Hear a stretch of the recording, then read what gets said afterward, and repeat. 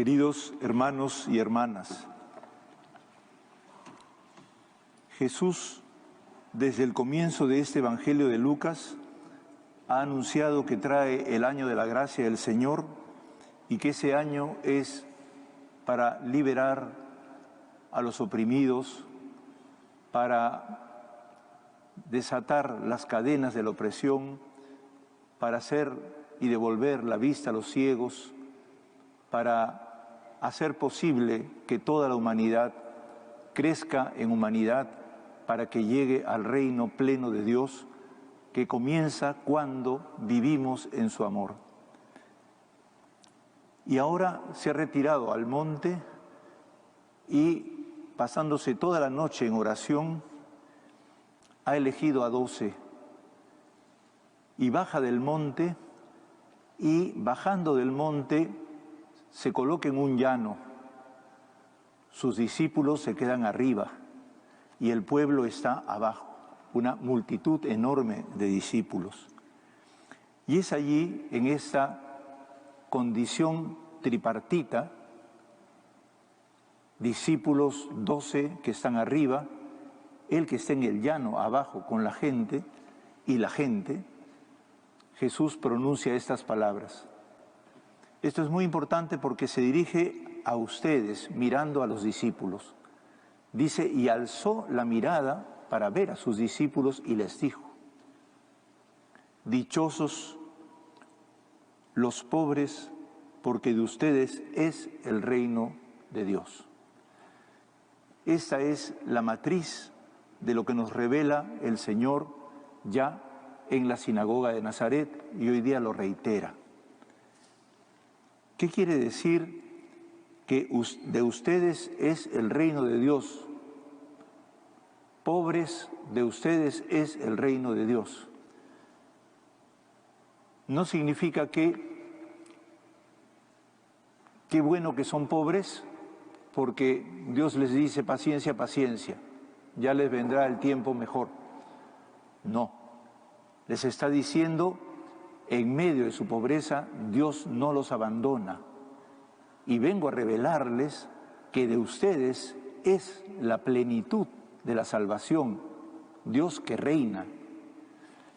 Y esto quiere decir que cada vez que existe un enfermo, una persona afectada por la opresión y el maltrato, por la falta de trabajo, por la marginación, cada vez que existe una zona afectada seriamente por la ecología que afecta, como los pescadores que tenemos aquí presentes, y nuestros hermanos de la Amazonía, una de cuyos representantes ha venido hoy día a leer en Shipibo conmigo la carta a los Corintios. Cada vez que nosotros mismos que caminamos por las calles, esforzándonos todos los días en sobrevivir, debemos de reconocer que Dios está de nuestra parte y que por lo tanto existe una fuerza que alienta nuestra vida porque no nos abandona. Y era necesario decirlo porque en la visión de Israel se pensaba que Dios estaba con los sacerdotes ricos del templo de Jerusalén, que más bien explotaban a la gente y maltrataban a la gente y destruían sus vidas. Y se reían de la gente acumulando riquezas a través de los sacrificios y holocaustos del templo.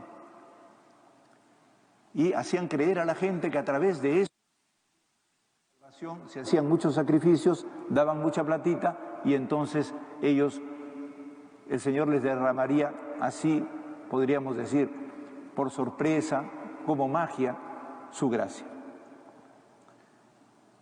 No es necesario ofrecer grandes esfuerzos para que el Señor nos ame, porque Dios nos ama porque somos sus hijos y especialmente ama muchísimo más, dice la Iglesia, en forma definitiva, preferencialmente, a los pobres, a los oprimidos, a los maltratados, a los que sufren. Y por eso Lucas habla, mejor dicho, Jesús habla en el Evangelio de Lucas con 3 expresiones: dichosos ustedes pobres, los que tienen hambre y los que lloran. Dichosos ustedes pobres porque de ustedes es el reino. Después dice, dichosos ahora los que sufren ahora, en este momento, hambre, porque serán saciados. Dichosos ustedes ahora los que lloran, porque reirán. Hermanos y hermanas, son palabras de esperanza. Y eso lo realizó Jesús desde pequeño, desde que nace en un pesebre. Es el que comprende que en el mundo existe una injusticia y una desigualdad. Y si Él llega como Hijo de Dios para salvarnos, tiene que hacer eso que la Iglesia solemnemente declara: la opción preferencial por los pobres, que se caracterizó después con dos agregados: ni exclusiva ni excluyente. Opción preferencial por los pobres, no exclusiva ni excluyente, pero firme e irrevocable.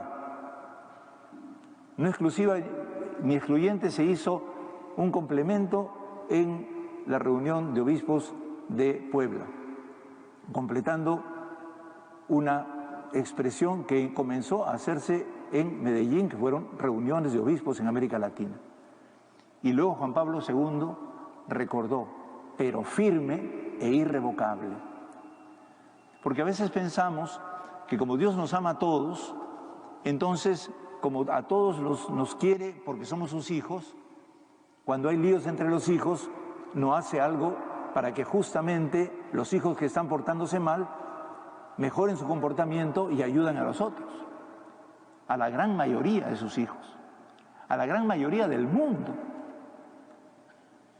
Hoy día que recordamos la encíclica o la carta del Papa, Querida Amazonía, que tiene ese nombre precioso de amor por esta zona marginal del mundo, que es el pulmón del mundo y simultáneamente está habitada por hermanos nuestros que están marginados, a pesar de que ellos hacen esfuerzos enormes por vivir, por hacer posible que se cuiden los bosques para toda la humanidad, y son maltratados con derrames peores a los que ustedes, hermanos pescadores, han recibido estos días, porque los ríos se contaminan completamente y no pueden sobrevivir.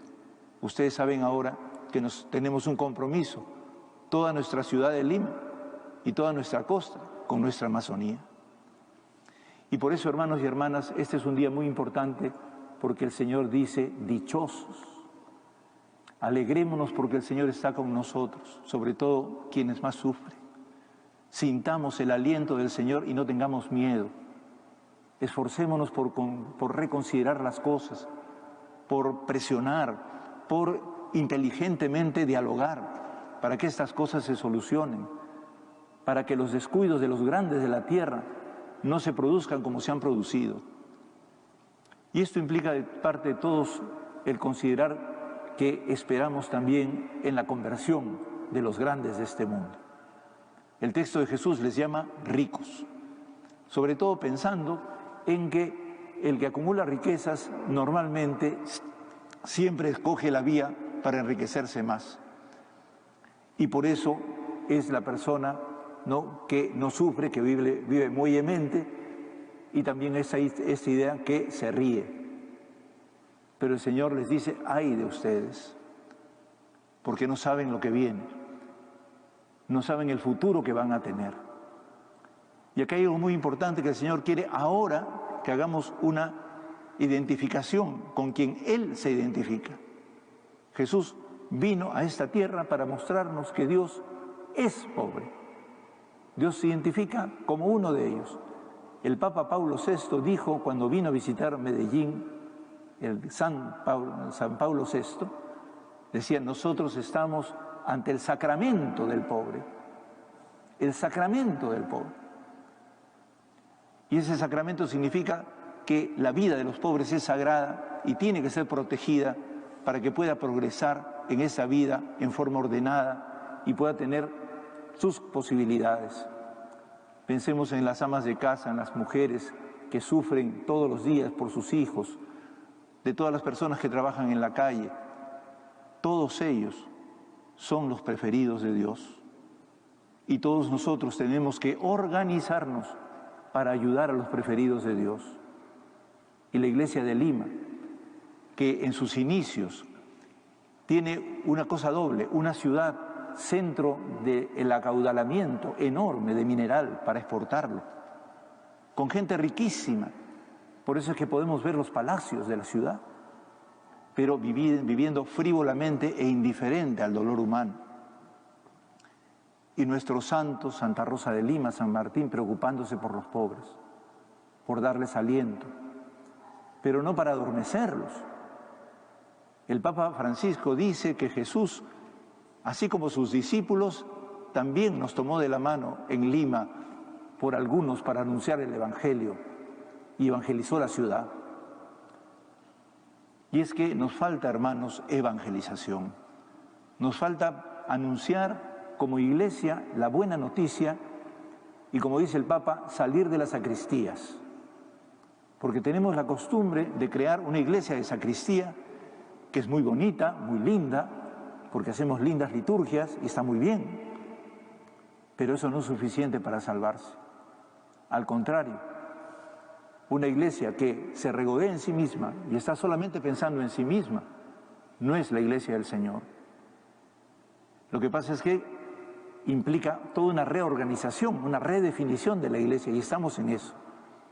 Ese es el camino sinodal de reforma que el Santo Padre ha dicho para la Iglesia Universal y que nos hemos propuesto fielmente en nuestra ciudad organizar para que todos tengan acceso a una vida mejor. No una vida de ricos. Los pobres, es verdad que hay algunos pobres, ¿no?, que tienen mentalidad de rico y buscan, ¿no?, sacar su troncha, como se dice, ¿no? Pero no es la actitud general, la actitud sencilla de quien quiere progresar y tener los mínimos elementos. Tenemos mucha gente también que, habiendo sido pobre, ya ha conseguido algo y no quiere soltar. Hoy día el Papa ha dicho que no quiere desencajarse. Y el Papa dice hoy día, es necesario que nos desencajemos para que no seamos rígidos y estemos totalmente entumecidos, rígidos sin cambiar, sino dejarnos ganar por la solidaridad. Pensemos siempre en esto, hermanos. Cuando yo tengo hambre, otro come y viceversa. Cuando yo como, otro tiene hambre. Por eso es que todos tenemos que pensar que tenemos una deuda muy profunda. Como decía un poeta nuestro, tal vez si yo no hubiera nacido, otro pobre tomara este café. Yo soy un mal ladrón, ¿a dónde iré? Todos los que tenemos algo, lo tenemos porque otro no lo tiene.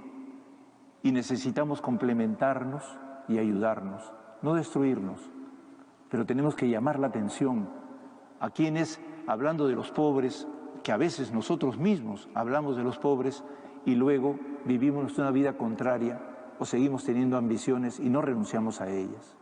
Lo estamos viendo en estos días en el país, cómo todos los grupos se organizan para que todo lo que puede mejorar la situación del país va a empeorar por sus intereses. La Iglesia tiene que predicar la renuncia a los propios intereses y el ajuste de lo poco que yo puedo ganar al servicio de las personas que más sufren. Y quiero agradecerles a los hermanos pescadores que un día han venido, porque son así como los representantes de las víctimas, de los pobres que el Señor quiere y ama y quiere ayudar, por los cuales Él se comprometió. Pero también ustedes, hermanos enfermos, que sabemos cómo han sufrido y sufrimos por diversas enfermedades, especialmente la de la pandemia.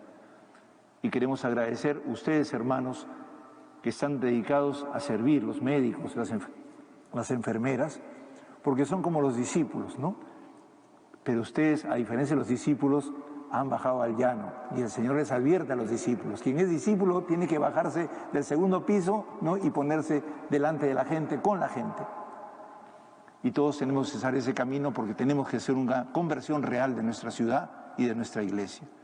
Que Dios los bendiga, hermanos y hermanas, y unidos en el Señor, que es la fuerza de su pueblo, su gran libertador, demos testimonio de ese Dios que nos ama, unidos a todos los que más sufren y especialmente hoy día rezando por nuestra querida Amazonía.